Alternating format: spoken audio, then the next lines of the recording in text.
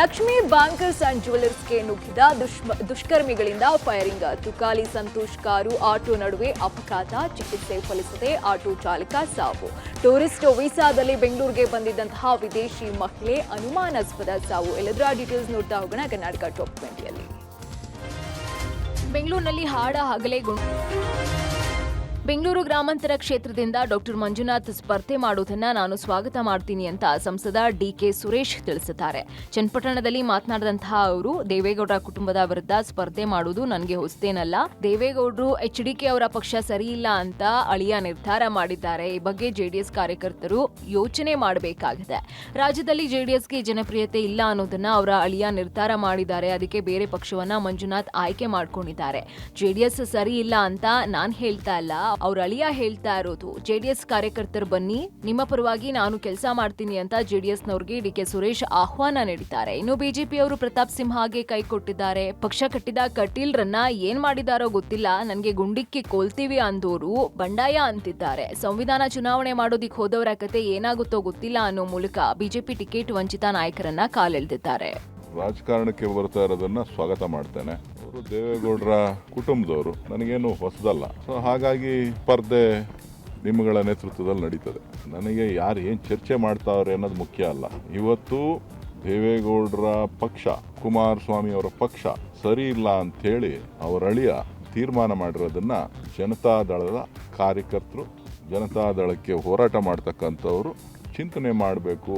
ಅವ್ರ ಸ್ವಂತ ಅಳಿಯ, ಬುದ್ಧಿವಂತ ಡಾಕ್ಟರ್ ಅಳಿಯ ಸರಿ ಇಲ್ಲ ಈ ಪಕ್ಷ ಅಂತ ಬೇರೆ ಪಕ್ಷನ ಆಯ್ಕೆ ಮಾಡ್ಕೊಂಡ್ಮೇಲೆ ನೀವು ಇನ್ನುಳಿದದ್ದನ್ನ ತೀರ್ಮಾನ ಮಾಡಬೇಕು.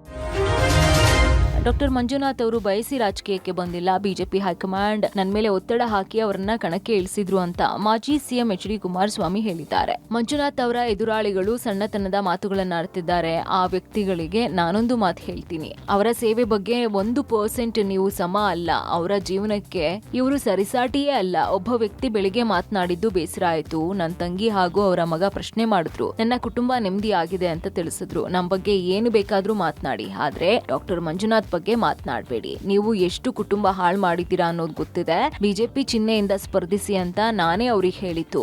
ನಿಮ್ಮ ದರ್ಪಕ್ಕೆ ಜನರು ಸರಿಯಾಗಿ ಪಾಠ ಕಲಿಸ್ತಾರೆ ಅಂತ ಡಿಕೆ ಬ್ರದರ್ಸ್ ಹಾಗೂ ರಾಮನಗರ ಶಾಸಕರ ವಿರುದ್ಧ ಹೆಸರೇ ಇಲ್ಲದೆ ವಾಗ್ದಾಳಿಯನ್ನ ನಡೆಸಿದ್ರು. ಇವತ್ತು ಅವರ ಬಗ್ಗೆ ನಮ್ಮ ಎದುರಾಳಿಗಳು ತುಂಬಾ ಸಣ್ಣತನದಲ್ಲಿ ಮಾತಾಡದಂತ ಕೆಲವು ಪದಗಳನ್ನು ಗಮನಿಸಿದ್ದೇನೆ ನಾನು. ಡಾಕ್ಟರ್ ಮಂಜುನಾಥ್ ಮೇಲೆ ಮಾತನಾಡ್ತಕ್ಕಂಥ ವ್ಯಕ್ತಿತ್ವ ಒಂದು ನಿಮ್ಮ ಜೀವನದಲ್ಲಿ ಒಂದು ಸಣ್ಣ ಮಟ್ಟದಲ್ಲೂ ಬೆಳೆಸ್ಕೊಂಡು ಬಂದಂತವ್ರಲ್ಲ. ನೀವು ಏನೇನು ಮಾಡಿದ್ದೀರಿ, ಏನೇನು ಎಷ್ಟು ಕುಟುಂಬಗಳನ್ನು ಹಾಳು ಮಾಡಿದ್ದೀರಿ, ಇದೆಲ್ಲ ನೋಡಿದ್ದೇನೆ ನಾನು. ಬೆಳಗಾವಿ ಲೋಕಸಭಾ ಕ್ಷೇತ್ರದ ಬಿಜೆಪಿ ಟಿಕೆಟ್ ಕಗ್ಗಂಟು ಹೆಚ್ಚಾಗಿದ್ದು, ಮಾಜಿ ಸಿಎಂ ಜಗದೀಶ್ ಶೆಟ್ಟರ್, ಮುರುಗೇಶ್ ನಿರಾಣಿ, ರಮೇಶ್ ಕತ್ತಿ ನಡುವೆ ಫೈಟ್ ಜೋರಾಗಿದೆ. ಹಾಲಿ ಸಂಸದೆ ಮಂಗಳಾ ಅಂಗಡಿಗೆ ಟಿಕೆಟ್ ಕೈತಪ್ಪುವುದು ಬಹುತೇಕ ಪಕ್ಕಾ ಆಗಿದ್ದು, ಮಂಗಳಾ ಅಂಗಡಿ ಬದಲಾಗಿ ಮೂವರ ಹೆಸರು ಮುನ್ನೆಲೆಗೆ ಬಂದಿದೆ. ಶೆಟ್ಟರ್ಗೆ ಅವಕಾಶ ಕೊಡೋ ಬಗ್ಗೆ ಚರ್ಚೆ ಆಗ್ತಾ ಇದ್ದು, ಶೆಟ್ಟರ್ಗೆ ಟಿಕೆಟ್ ಕೊಟ್ರೆ ಅಂಗಡಿ ಕುಟುಂಬ ಸಾಥ್ ಕೊಡುತ್ತೆ. ಪಂಚಮಸಾಲಿ ಸಮುದಾಯದಿಂದ ಬೆಳಗಾವಿ, ಬಾಗಲಕೋಟೆ, ಹಾವೇರಿಯಲ್ಲಿ ಟಿಕೆಟ್ ಬೇಡಿಕೆ ಇತ್ತು. ಹಾವೇರಿಯಿಂದ ಬೊಮ್ಮಾಯಿ, ಬಾಗಲಕೋಟೆಯಿಂದ ಗದ್ದಿಗೌಡರ ಸ್ಪರ್ಧೆ ಹಿನ್ನೆಲೆ ಬೆಳಗಾವಿ ಟಿಕೆಟ್ ಶೆಟ್ಟರ್ಗೆ ಸಿಗುತ್ತೆ ಎನ್ನಲಾಗಿದೆ. ಚಿಕ್ಕೋಡಿ ಟಿಕೆಟ್ ಕೈ ತಪ್ಪಿದ್ರಿಂದ ಬೆಳಗಾವಿ ಟಿಕೆಟ್ ರಮೇಶ್ ಕತ್ತಿ ಪರ ಬಿಎಸ್ವೈ ಲಾಬಿ ಮಾಡ್ತಾ ಇದ್ದಾರೆ. ಆದ್ರೆ ಹೈಕಮಾಂಡ್ ಯಾರಿಗೆ ಮಣೆ ಹಾಕುತ್ತೆ ಅನ್ನೋದೇ ಕುತೂಹಲ. ಈ ನಡುವೆ ಬಿಜೆಪಿ ಪಟ್ಟಿ ರಿಲೀಸ್ ಆಗ್ತಾ ಇದ್ದಂತೆ ಮಾಜಿ ಸಿಎಂ ಜಗದೀಶ್ ಶೆಟ್ಟರ್ ರಾಯಚೂರಿಗೆ ಹೋಗ್ತಾ ಇದ್ದಾಗ ಅರ್ಧ ದಾರಿಯಿಂದಲೇ ವಾಪಸ್ ಬಂದಿದ್ದಾರೆ. ಪೂರ್ವ ನಿಗದಿತ ಕಾರ್ಯಕ್ರಮಕ್ಕೆ ಶೆಟ್ಟರ್ ರಾಯಚೂರಿಗೆ ಹೋಗ್ತಾ ಇದ್ರು, ಆದ್ರೆ ಅದನ್ನ ಮೊಟಕುಗೊಳಿಸಿ ಹುಬ್ಳಿಗೆ ವಾಪಸ್ ಆಗಿದ್ದಾರೆ.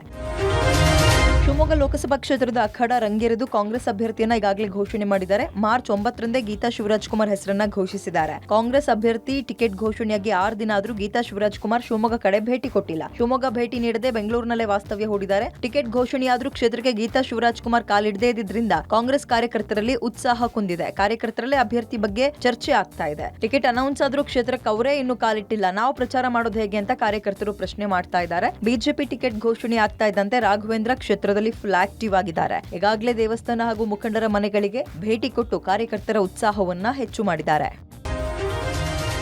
ಬೆಂಗಳೂರಿನಲ್ಲಿ ಹಾಡ ಹಗಲೇ ಗುಂಡಿನ ದಾಳಿ ನಡೆದಿದೆ. ಚಿನ್ನದ ಮಳಿಗೆಗೆ ಮಾಲೀಕನ ಮೇಲೆ ಫೈರಿಂಗ್ ಮಾಡಲಾಗಿದೆ. ಘಟನೆಯಲ್ಲಿ ಲಕ್ಷ್ಮಿ ಬ್ಯಾಂಕರ್ಸ್ ಮತ್ತು ಜ್ಯುವೆಲರ್ಸ್ ಮಾಲೀಕನಿಗೆ ಗುಂಡೇಟು ಬಿದ್ದಿದೆ. ಅಪ್ಪುರಾಮ್ ಅಭಿರಾಮ್ ಸ್ಥಿತಿ ಗಂಭೀರವಾಗಿದ್ದು ಖಾಸಗಿ ಆಸ್ಪತ್ರೆಯಲ್ಲಿ ಚಿಕಿತ್ಸೆಯನ್ನ ಕೊಡಲಾಗುತ್ತಿದೆ. ಬೆಳಿಗ್ಗೆ 11:15ಕ್ಕೆ ಬೈಕ್ನಲ್ಲಿ ಬಂದಂತಹ 4 ದುಷ್ಕರ್ಮಿಗಳಿಂದ ಕೃತ್ಯ ನಡೆಸಲಾಗಿದೆ. ಏಕಾಏಕಿ ಲಕ್ಷ್ಮಿ ಬ್ಯಾಂಕರ್ಸ್ ಮತ್ತು ಜ್ಯುವೆಲರ್ಸ್ಗೆ ನುಗ್ಗಿದಂತಹ ದುಷ್ಕರ್ಮಿಗಳು ಕೆಲ ಹೊತ್ತು ಮಚ್ಚು ತೋರಿಸಿ ಗಲಾಟೆ ಮಾಡಿದ್ದಾರೆ. ಇದಕ್ಕೆ ಹೆದರದೇ ಇದ್ದಾಗ ಬ್ಯಾಕ್ ಟು ಬ್ಯಾಕ್ 4 ಸುತ್ತು ಗುಂಡು ಹಾರಿಸಿದ್ದಾರೆ. ಇನ್ನು ಶೂಟೌಟ್ ಶೂಟೌಟ್ ಬಳಿಕ ರಿವಾಲ್ವರ್ ಅನ್ನು ಸ್ಥಳದಲ್ಲಿಯೇ ಬಿಟ್ಟು 4 ಎಸ್ಕೇಪ್ ಆಗಿದ್ದಾರೆ.